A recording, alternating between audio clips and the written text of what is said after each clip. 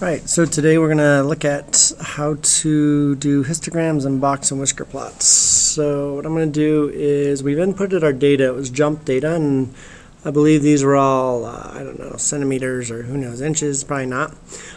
Anyway, so let's go ahead and look at how, after we input the data, we take a look at the graphs.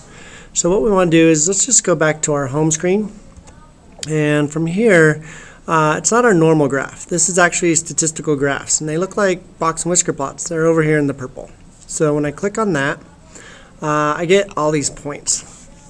So now it looks like it already has a caption of jump. It's already done it for me, but let's go ahead and continue with this. As I move my cursor around, you can see these two boxes that highlight. Since we're only doing one variable statistics, we're only going to worry about the bottom.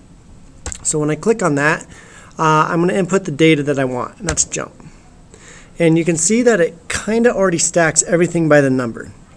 It almost already looks like a histogram, but it's still not quite a histogram. So from there, if we want it to look like something else, anything interesting to do usually is under menu. So we have plot type.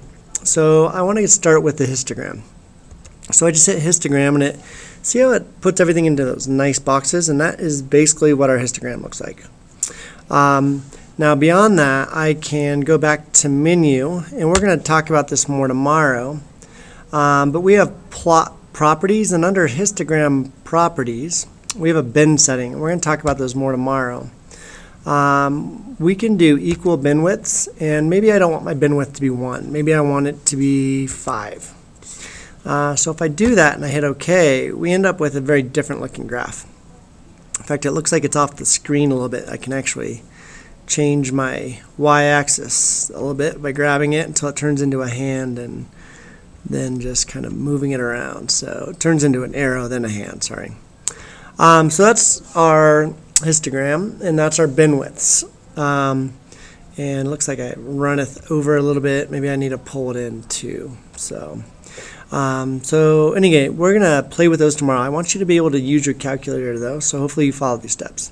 Last thing, let's do a box and whisker plot. I'm going to do menu, and I'm going to do a plot type again, and right at the top is a box plot.